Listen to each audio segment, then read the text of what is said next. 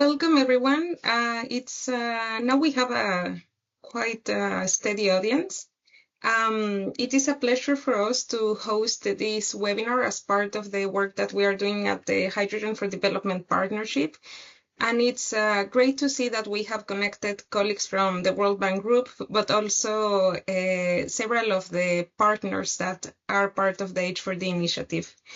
And today it's very relevant and a critical topic for many of the persons that are connected here today, as we will have the opportunity to learn more about the role that maritime transport will play in the deployment of clean hydrogen. And also we will have some insights from Isabel Ronjon, who was there at the IMO talks last April, and she will share with the audience some of the key takeaways from the session and what are the aspects that were discussed on the policy progress. So without any further ado, I would like to introduce Isabel. And Isabel is a transport specialist in the World Bank's Transport Global Practice, where she supports the bank's activities to decarbonize maritime transport.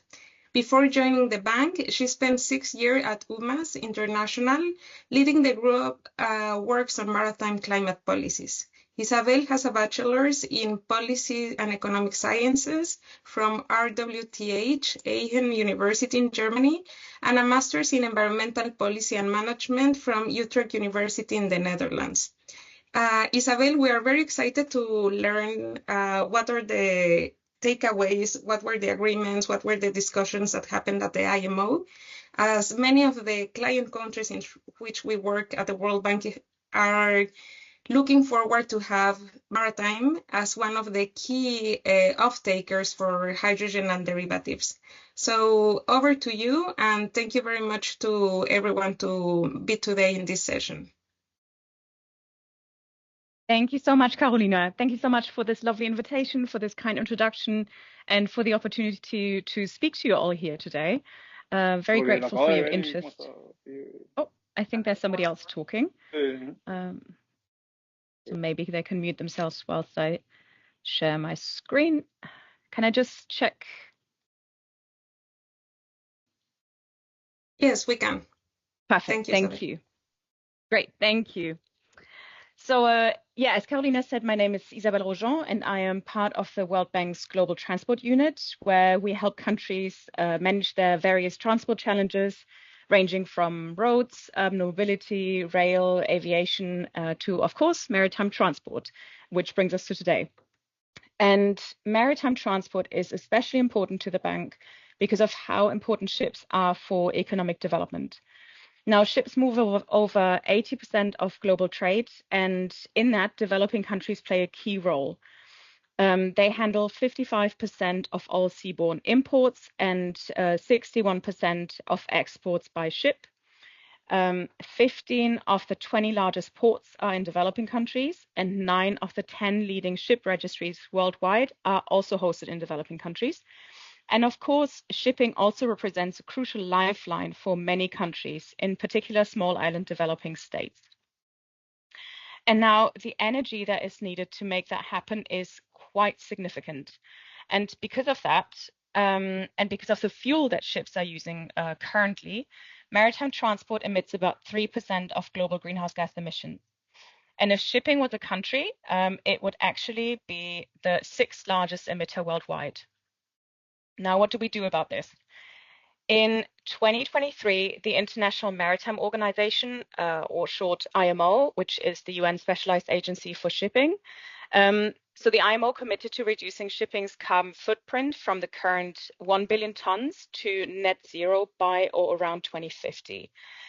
And the IMO also agreed on interim reduction targets of 20 to 30% by 2030 and up to 80% by 2040. And to achieve all of these targets, ships must dramatically improve their energy efficiency and also shift to zero emission fuels like green ammonia or green methanol. And ultimately, this ambition leaves us less than 3 decades to zero, which still kind of sounds like a lot, but if you consider the lifetime of ships and of the infrastructure needed, it really isn't. And we basically also have less than 5 years until 2030, by when up to 10% of shipping's energy supply should come from zero emission sources. That was another one of the targets that the IMO set in 2023. And if you've come to this webinar, it's probably because you've seen some positive headlines on a carbon price being imposed on ships, or some negative ones that this deal is not good enough. So what do we make of it? So we've had lots of internal discussions on this, and here are our key takeaways from the negotiations. So first of all, we have a deal that will impose legally binding regulations on ships trading internationally. And the negotiations were really very difficult. As Carolina was saying, I was there, and up until the last minute, I wasn't quite sure whether we were going to have a deal or not. So having a deal is an achievement in itself, especially considering current world affairs. And we're happy to say that the regulations will strengthen the business case for investment in green fuels over the next 10 years. And also an IMO Net-Zero Fund has been approved, which will receive about $10 to $12 billion per year for activities related to shipping's energy transition. You see what it looks like in the plenum of the International Maritime Organization, in case you haven't been there. And last month in April, its member states approved a fuel standard, a greenhouse gas pricing mechanism, and the establishment of an IMO Net-Zero Fund. And as I mentioned, it really wasn't smooth sailing, and a vote was called on the deal, which is quite unusual because the IMO generally takes decisions by consensus. But luckily, the deal passed. 63 countries were in favor of the regulations, 16 opposed, and 24 abstained. And of those who abstained, many actually did so because they didn't consider the deal ambitious enough. Okay, so enough about the process, what has actually been agreed. So let's start with the fuel standard.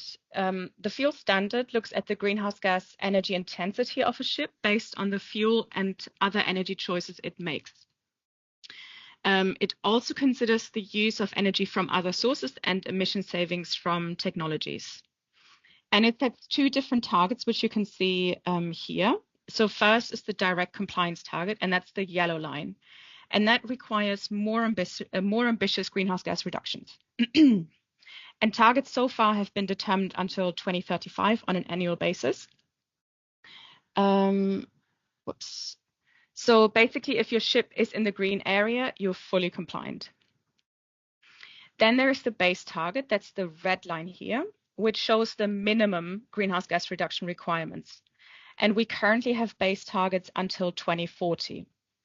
And if your ship is in the yellow area, you're kind of compliant, but not really. And then if your ship is in the red area, you're not compliant, full stop. So where does then the emissions pricing come in? So let's start with the yellow area. If your ship is in the yellow area, you need to make up for the emissions above the direct compliance target, so the yellow line, by paying a so-called remedial unit that is currently set at $100 per ton of CO2 equivalent on a well-to-wake basis. And you need to make the payments to the IMO Net-Zero Fund. Now, if your ship is in the red area, you need to make up for the emissions above the base targets, so that's the red line, by purchasing more expensive remedial units. And these are priced at $380 per ton of CO2e on a well-to-wake basis.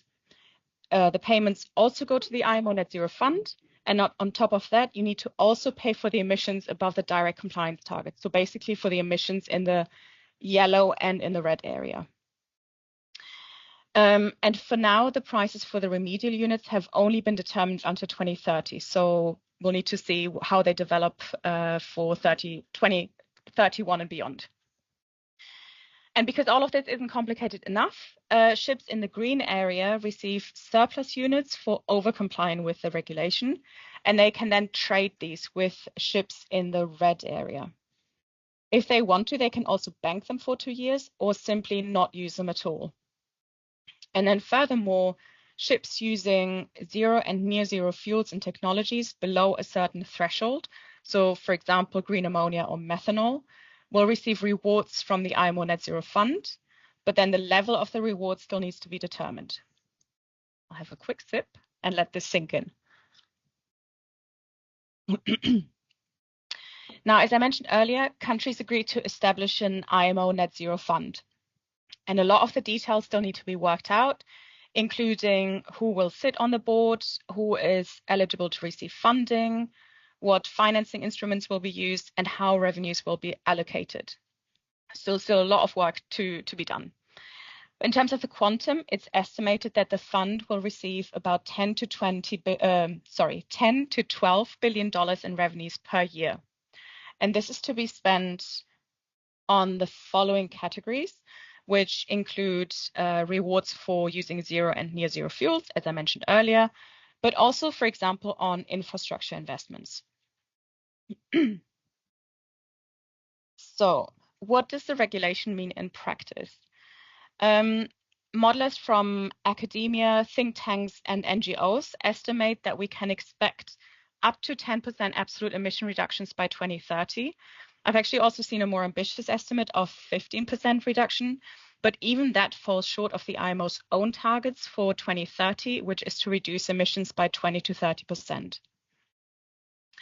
It is also estimated that around 10% of the emissions are actually priced until 2035. And from then on, new targets will kick in, which will hopefully cover a larger share of emissions. But even those 10% equal about 100 million tons of CO2 equivalent per year, which is about the same as Colombia's CO2 emissions. The regulations will be legally binding for all ratifying states, and they will be enforced both via flag states, and here the large ones are, for example, Panama and Liberia, and also the states whose ports ships call.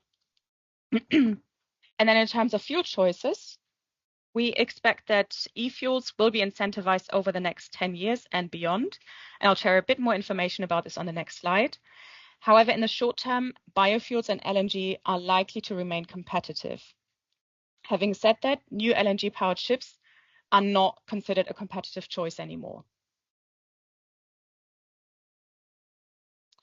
Okay, now over to the fuel choices. As you now know, the fuel standard appreciates fuel choice, so the carbon intensity of conventional and alternative fuels on a well-to-wake basis. And the sloping trajectory of the fuel standard, therefore, influences different fuel choices over time. And when we now look at the impact of the measure on the cost of using different fuels over time, we must consider two main elements. So first is the penalty payment, so the purchase of those remedial units priced at $100 or $380 for non-compliance. And second, for those fuels which are in direct compliance, so if you remember that green area that I've shown before, we need to consider the opportunity to sell surplus units. In other words, to sell my ship's emission savings to other ship owners. So on this chart, you see conventional heavy fuel oil, LNG, B24 biofuels, and near zero emission fuels like e-ammonia and biomethanol. And for each of these fuels, you see how their costs would develop over time based on today's prices. And the prices you see here incorporate the penalty cost net of any surplus unit sales at $380 per ton. And that is the price point at which it would be cheaper to buy remedial units to offset non-compliance rather than buying surplus units from over-compliant ship owners. So fossil fuels like heavy fuel oil and liquefied natural gas would pay from day one, while ammonia and methanol would receive income from the sale of emission savings from the start. Now, interestingly, you see all fuel prices increasing, and that is because the net effect of surplus unit sales diminishes over time. And that's because the relative savings of green fuels against the trajectory reduces over time as well. So what is now of interest to us is whether truly green fuels have a competitive advantage anytime soon. So even in 2035, the price gap between LNG at that point least costly compliance option, and green ammonia is still around $700 per ton in a conservative scenario. So how can this gap be closed? We have two potential elements here. First, as I mentioned earlier, IMO agreed that very low emission fuels will receive rewards from the penalty income, so from the fund. The level of the reward is not determined yet, but the idea is that it should cover, or at least partly cover, this cost gap to promote investments into zero carbon fuels. Second, we're also expecting the production costs of green fuels to come down as well once they are produced at scale. And therefore, we find that this new regulation has the potential to unlock investments in green fuels in the short term, which is also in line with our previous expectation that IMO policy can create a bankable demand signal for e-fuel production. Now, if you allow me to also use this opportunity to present, to give you a little overview of the World Bank's existing and planned country engagements in terms of shipping, ports, and hydrogen.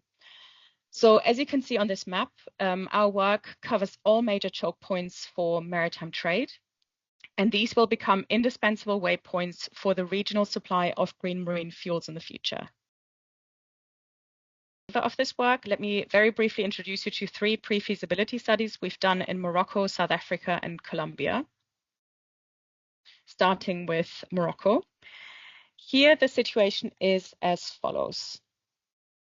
While the country south offers the best renewable energy potential, the north, with its industrial port complex of Joflasfa, centered around fertilizer production, and also the leading container port Tanger Med, offer the best opportunities for hydrogen consumption and distribution.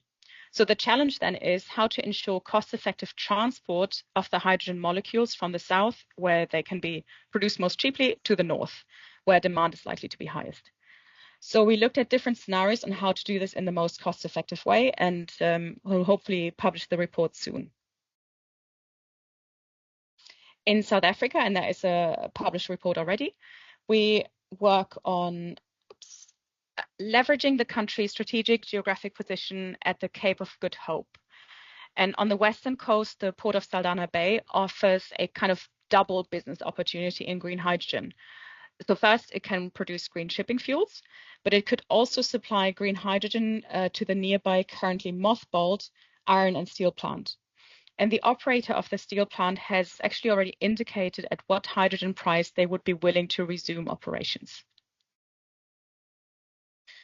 Last but not least, let's look at Colombia and actually also at Panama. So here we mainly work on ports along the Caribbean coast, and this region offers some of the world's best renewable energy resources. Now, some of the target ports are currently coal exporting ports with declining business. And these could be converted and upgraded into hydrogen gateways, which can then supply the more energy-constrained Panama Canal, for instance, with green shipping fuels for global distribution. Right, now enough about our work and back to what happens at the IMO. So in October this year, the regulations will need to be formally adopted, and then the work on implementation guidelines starts. So for example, all of the work that I mentioned that still needs to be done on the fund, the defining how the rewards will be determined, et cetera, all that will be in guidelines, and the work on that needs to start. And then it's expected that the guidelines will be approved in 2026. In 2027, the regulation is expected to enter into force. And in 2029, the first revenues should be available for disbursement. And with that, I finish my presentation, and thank you for your attention.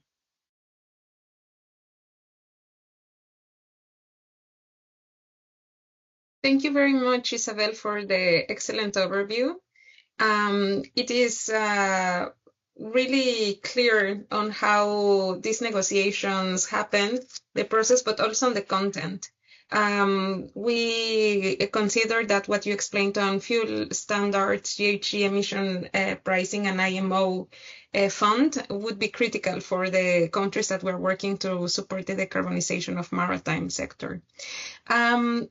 I want to tell to our esteemed audience that you can write your questions in the chat, and we have 30 minutes to go through the questions, as we were very efficient in the presentation.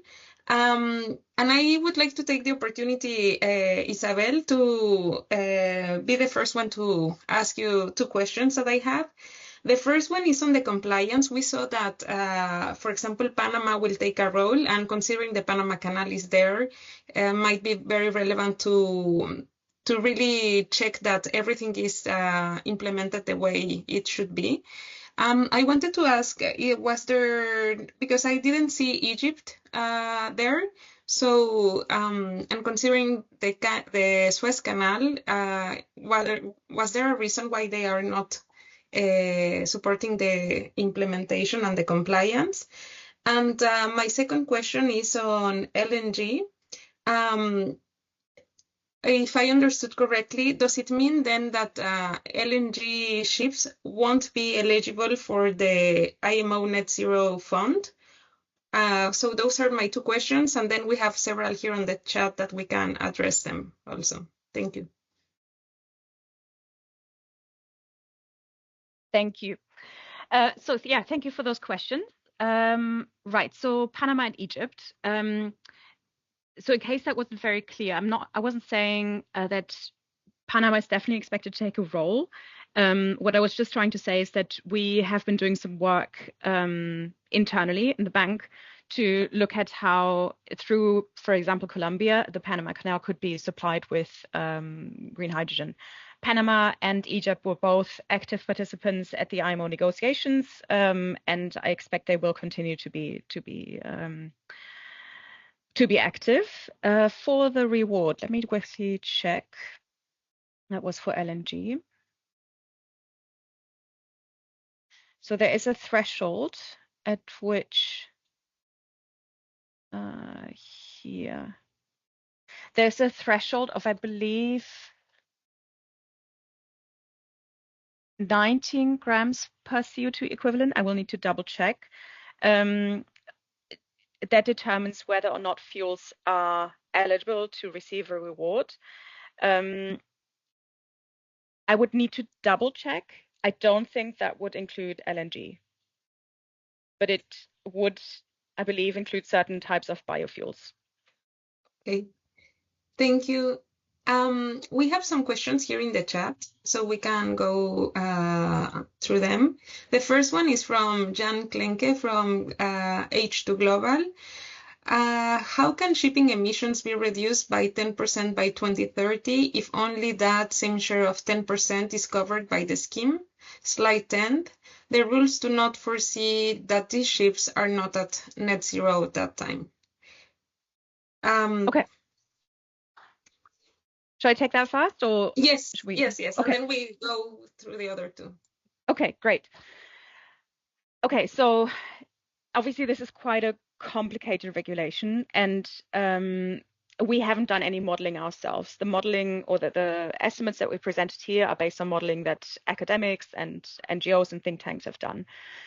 The actual scheme itself, so the package of the GFI and emissions pricing, does cover more than just 10%, but effectively the emissions that are priced, so for which you would need to pay remedial units, so those penalty payments, that is currently 10%.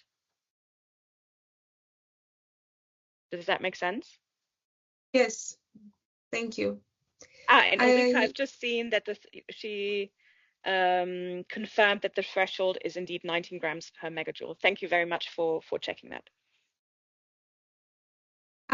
We have another question from Israel Viramo, who is a colleague at the World Bank. And when ships emission saving is measured, can ships owners and operators pool their ships to get the saving from one of these ships to another?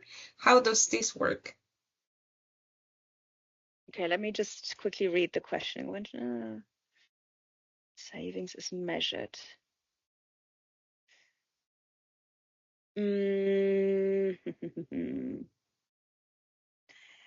So the trading happens between one ship to another. I don't think the savings themselves are pooled. Rico, do you want to come in?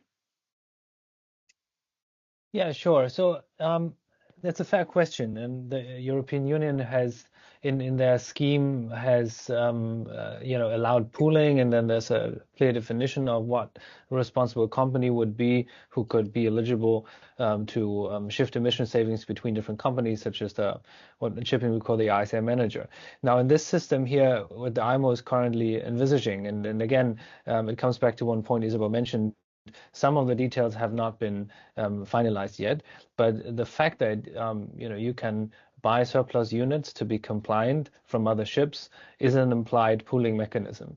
So the mechanism we look at, enabled to pool. However, depending on the threshold in which you either pay $100 per ton or $380 per ton for uncompliance, and that price still needs to be paid. And I think that feeds back also to the other question in the chat, as far as I recall, which is regardless of being able to bank or buy surplus units from other ship owners, you would still have to pay for uncompliance to some extent, depending on the two thresholds. So yes, there is an implied pooling mechanism within the scheme, as it allows to trade surplus units or sell surplus units. Thank you very much, Isabel and Rico, for the responses. We can go to the next one. The next question: how would the Net Zero Fund get funded by non-compliant ships when they can buy credits directly from those that are compliant? If I understood correctly, that's from Kelly Johnson. Great, thank you. I'll just share this overview again because, yeah, it is it's quite a lot. Okay. So you can purchase surplus units from other ships, but only to make up for the emissions in the red area. And then it just depends on the pricing, what is cheaper and what is the availability of surplus units. Are surplus units widely available and cheap or not? And then you have to purchase remedial units at the higher price of $380. However, any emissions in the yellow area, you can't make up with.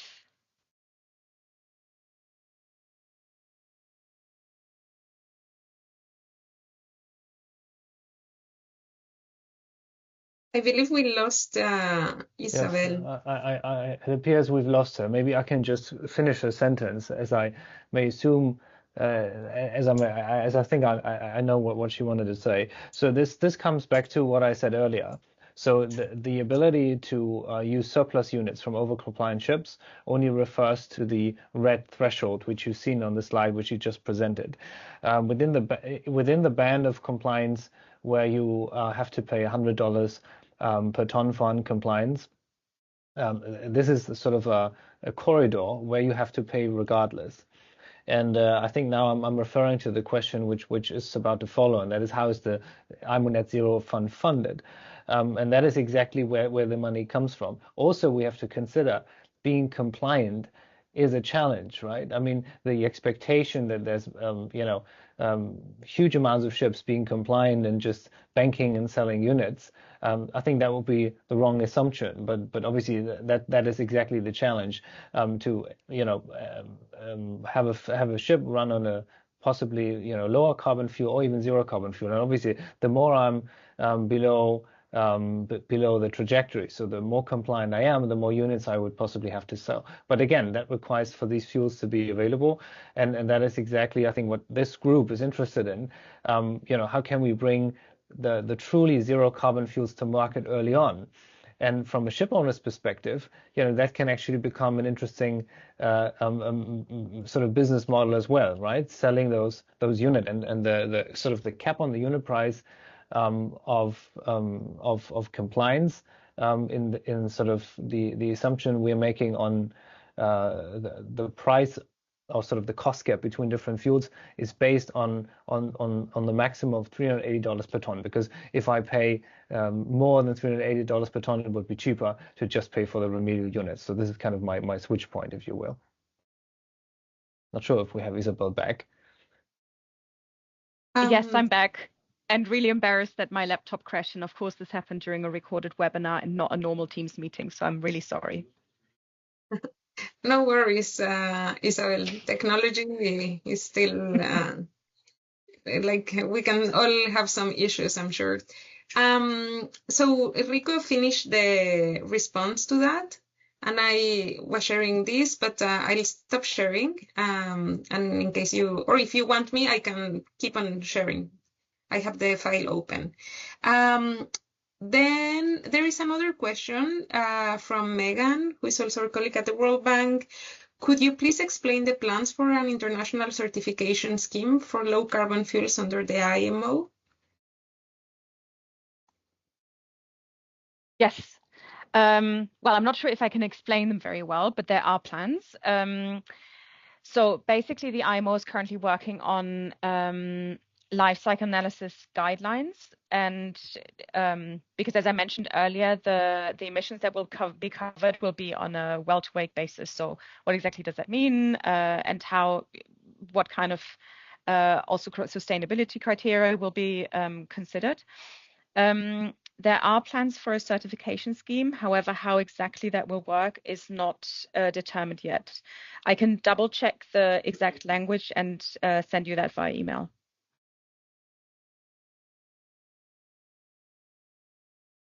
Thank you I think very it's much.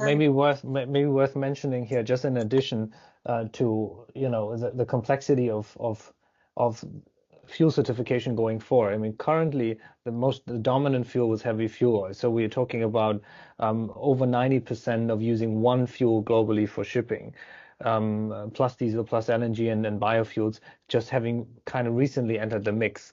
So now going from a pure tank to wake assessment of widely of fuels which are widely produced with the same production pathway, in this case heavy fuel oil, byproducts of conventional refining processes, or diesel, is so different from what we're trying to achieve now, which is a full life cycle assessment of fuels with different production routes. And I guess for the H4D members, and then when we speak to project developers, this is exactly what concerns people. How can I make sure that my fuel will ultimately be considered, or how green will it be considered under the IMO scheme? But I think what reassures me is that IMO has been clear on full life cycle. So when we talk about true green credentials, so green hydrogen, on a full life cycle basis, including sustainable carbon sources, I think again that supports the fact that shipping will be a very interesting demand market, because it can ultimately, it's very clear on how it wants to certify the product well to wake, and will appreciate the fact that we have green hydrogen as a true as a truly green input for e-fuel production. So I think we will have simple and quite clear rules, as opposed maybe to other off-takers for hydrogen and derivatives. Thank you very much, Rico and Isabel. We are really eager to see those regulations, and we really hope they are simple and easy for developers in emerging markets and developing countries to follow. Another question here in the chat, Isabel, if you could further provide us with some information on the implementation plan, and when will be this ready? From Nina Bijou, also a colleague from the World Bank. Yes, thank you. I'm just scrolling through to the table on what happens next. So yeah, the implementation plan, I assume you mean the regulation that was discussed at the IMO over the last couple of years, and then kind of like the measures started crystallizing over time, and they were approved at a session this April. And they are expected to be adopted in October. And then there's a certain timeline that the IMO needs to follow, which means that the earliest they could enter into force is in 2027. In the meantime, and as well, you've also heard from some of, especially my responses, there are still a lot of details that need to be figured out. So there is a lot of work that still needed to be done on implementation guidelines. Like the reward, the fund, also what I was saying earlier on the life cycle analysis. So a lot still needs to happen until all of this is fully functional. In 2027, the regulation should enter into force, and from January 2028, ships should then start to collect data on their compliance and submit it in 29. It's then being verified, payments being made into the fund, and in 2029, the first revenue should be available for disbursement. Did that answer your question, or were you aiming for something else, Bijou? No, that answers the question. Great, thanks. But is it going to be geographically implemented, like what the European Union is implementing right now, or emission reduction areas globally? So I just wanted to know, was there any discussion on specific areas that would come under this I see. application? Okay. Thank you. So in general, I mean, there's some exceptions where the IMO has introduced emission control areas, but in general, regulation that the IMO introduces is global. It's the International Maritime Organization that is meant to make regulation for international shipping. I mentioned earlier the way that enforcement and compliance works in shipping is through a kind of like dual system of flag state enforcement and implementation and port state control. So basically what this means is you have the countries which flag ships, like the Marshall Islands, for example, they have to make sure that ships flying their flag are in compliance if they have ratified the relevant instrument. In this case, these will be amendments to MARPOL Annex 6. MARPOL is the main marine environment protection convention of the IMO, and Annex 6 is air pollution and energy efficiency, and now also hopefully the greenhouse gas emissions annex. So as I said, all flag states who have ratified this need to make sure that their ships comply with the regulation, but then also all port states who have ratified, so say Germany with the Port of Hamburg, need to make sure that ships entering the Port of Hamburg or other ports are compliant with the regulation. And because of this dual mechanism, enforcement and compliance is generally quite good in shipping. And it's international.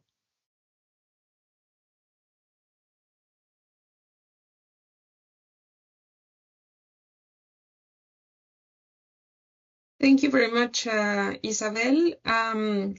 I would like to give one last chance to our colleagues to raise their hand or put their questions in the chat. So otherwise, we will be closing the session. But I would like to express that at least from the Hydrogen for Development Partnership and the work that we are doing collaboratively from ESMAP, we can see that from the IMO policies, there is a clear pathway of how this will create demand certainty for green hydrogen-based fuels in the maritime sector, and also how countries with these ports and can be also supported, and how the World Bank has there a role, especially the World Bank group, not only IBRD and IDA, but definitely also IFC from the private sector and MIGA. So great to have this information. I am trying to see, but I don't think there are other questions, just comments of... one final question. Could you describe how these regulations will interact with other national, regional, maritime GHG regulations, such as EU fuels? Yeah, that's an excellent question. I mean, all of these were excellent questions, but this one I think is particularly tricky. So, I mean, this was just approved and it still needs to be adopted. In the past, the European Commission has said that if the IMO adopts somewhat equivalent regulation to their own, it would grandfather the requirements for ships under the EU, what is it called? Well, under the EU regulations. Whether the European Commission or the EU considers the IMO regulations to be equivalent is now the question. And I don't think this is something that we can answer just yet. And it's also, of course, a political discussion that needs to happen at the European level. From what I understand, this is something that is being looked at, of course, and I could imagine that there's some pressure on the EU as well. But yeah, we will see how things develop. But yeah, at the moment, it sits on top of, not on top, but in addition to everything else that's being done at the national level. Sorry, I feel like this is a very unsatisfactory response, but unfortunately, we just don't know yet. Megan is doing the thumbs up, Isabel. So it gives us also like some understanding that we still need to check on and keep our radar, and for sure keep on the communications with the excellent maritime team that the World Bank has with Dominic, you, Rico, Yumin, and other colleagues. So I see there are no further questions. So thank you very much for everyone for their participation. Thank you very much, Isabel and Ricardo, for Rico, for your participation. And we remain in touch. So have an excellent day, everyone.